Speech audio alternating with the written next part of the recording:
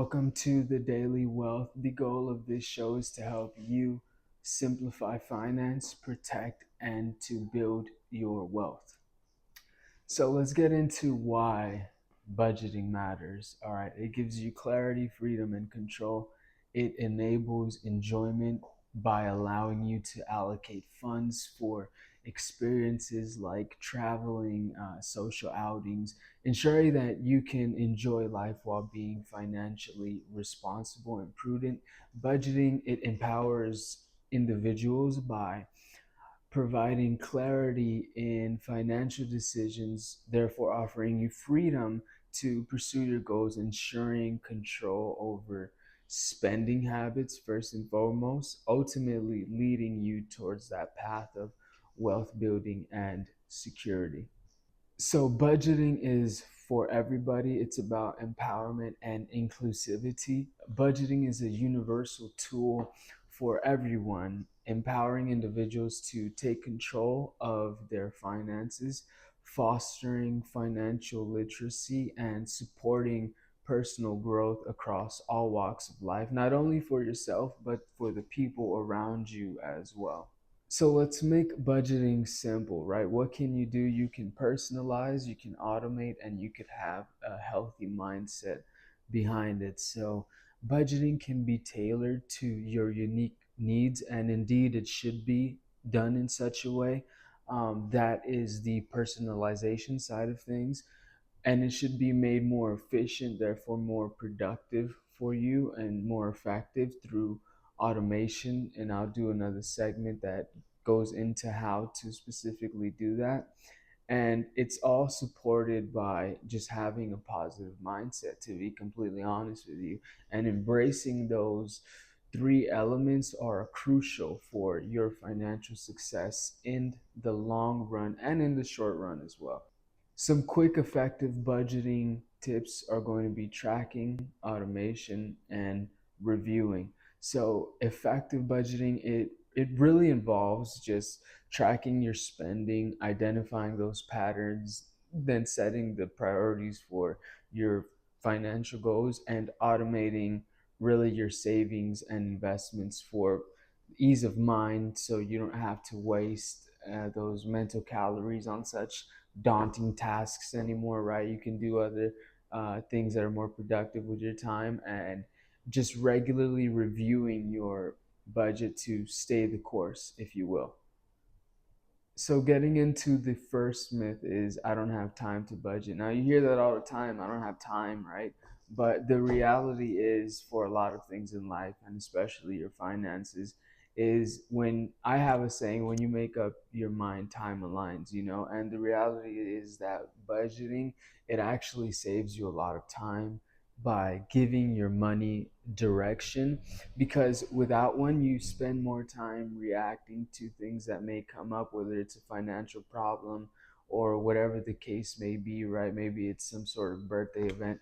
And instead of preventing them, you're just constantly in this wheel of reacting when you could just be proactive and invest that time up front, so that that short investment of time, because it really doesn't take a long time to get into the habit of budgeting and to do it prudently.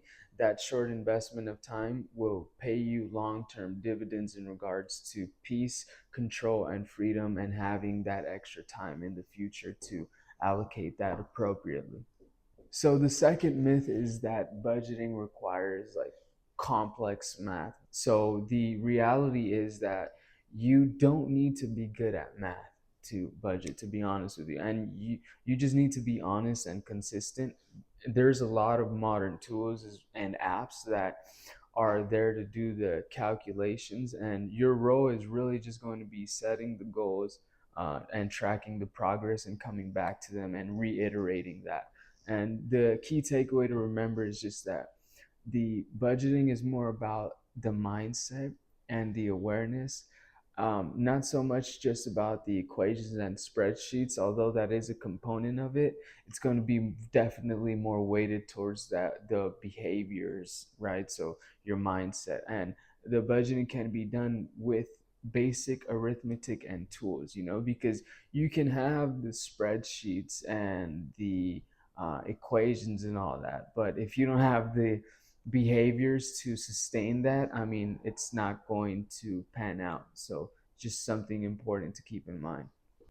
So the third myth is that you don't need a budget, right?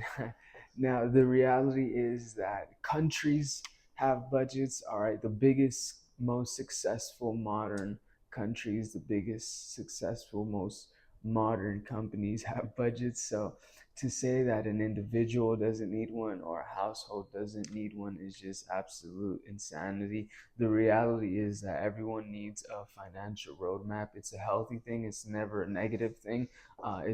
Regardless of your income or wherever on the spectrum you're at.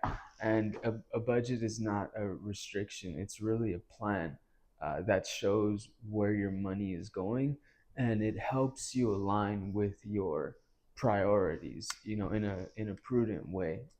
So the key takeaway is that the budgeting is really not optional. It's foundational to just cultivating that financial stability and towards pursuing that goal of building wealth. And budgeting supports your financial goals by ensuring that stability is there.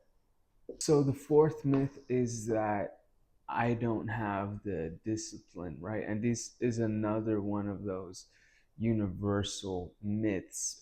Discipline, the building of habits. The reality is that discipline is not something you start with, it's something that you build through consistency. So even those small steps, like let's say in regards to finances, tracking one category of spending, right, is something that is going to strengthen your financial habits. Or if it's just tracking your spending in general, it doesn't have to be specifically one category, right? The key takeaway is that the act of budgeting, it creates that discipline, and it does not require it from the start. Establishing those budgeting habits can be achieved more easily and more efficiently through automation, which we'll get into that. All right, so the fifth myth is that tracking your spending is the same as budgeting. That's not true. It's only one, that's one portion of budgeting, but in its entirety, budgeting is about having the awareness, yes, but also having the control. So, what does that mean? So, tracking shows where your money went, right? But budgeting tells you where your money went, and it also tells your money where to go. So it's those two things put together. The first is the observation, the second is the direction. So just remember it like this: monitoring spending is awareness, budgeting is awareness and action. So tracking is reflection, budgeting is reflection with intention. All right, so the sixth myth is that budgets are too restrictive. Now, the reality is that a budget does not, in any way, shape, or form, limit your freedom.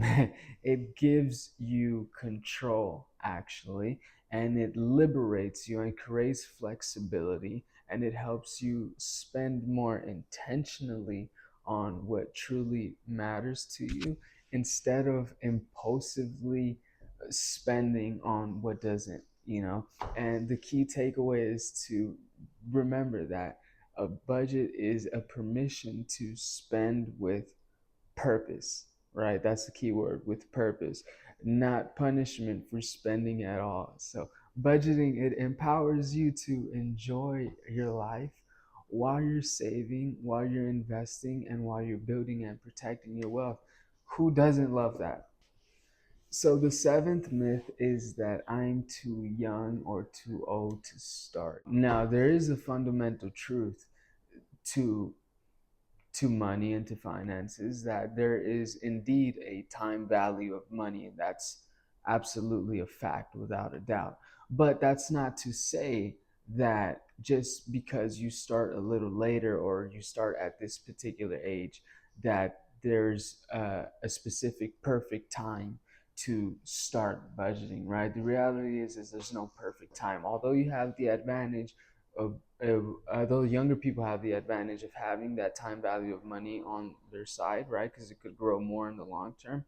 It doesn't mean that managing your money, this starting to manage your money today or the day before, is a bad thing, because the best time to start is always going to be now. Those small habits are going to compound regardless of when you begin. And the key takeaway is that the consistency is always your greatest ally in life, especially in regards to your finances. So consistency always wins. Budgeting is benefits everybody regardless of your age. So myth number 8 is that I can budget in my head, right? Now, there are a lot of things we should do with our brain, right? Using our brain as a calendar and as a tracker is not one of them. It's even the best of us forget things from time to time. Sometimes we forget really huge important things. So to say that you can track every number and do that daily, monthly, weekly, yearly is absolutely insane. The reality is that the mental math works for a day or two, but it's not going to work in the long run, especially if you're trying to build your wealth. And without that documentation, overspending is going to slip in and things are going to go unnoticed and the accountability is going to fall. So the key takeaway is to write down your plan, right? Transform those vague intentions into measurable progress, because those written plans enhance the accuracy and accountability in budgeting. So the ninth myth is that once it's set, my budget is done. Now that would be great, right, in a perfect world, but it's foolish to have such an idea, because the reality is that your budget evolves with your life's new goals. Your income changes. Sometimes unexpected things happen. Sometimes life just happens, and you should make those adjustments, because a budget is not static, it's a lifestyle plan that continuously grows and adapts with you. So your budget should constantly evolve with you as your life changes. All right, so myth number 10 is that small savings do not make a difference. The reality is that every small amount saved compounds over time. The habit of saving is going to be far more valuable than the amount itself, especially if you're on the beginning stages of things. The key takeaway is that small, consistent savings lead to major results through time and compounding. Those small amounts saved consistently can lead to significant growth. So the final myth is that budgeting is only for those struggling financially. Now, just to remind you, countries, the biggest countries, if you look at history, the largest empires, if you look at businesses, the biggest, most successful ones have budgets. So to say that a household or an individual or a group of individuals should not have a budget, or it's a sign of struggling financially, is absolutely absurd, because the reality is that the most successfully financial people use budgets to stay successful in regards to finances. Budgeting isn't just about fixing problems, it's about maintaining that clarity, that structure, and achieving that long term growth. And the key takeaway is that budgeting is a tool for everyone who values financial control. It's not a sign at all of financial struggle. I hope you can start budgeting today, if not yesterday, and I hope you're able to take control of your finances and achieve your goals.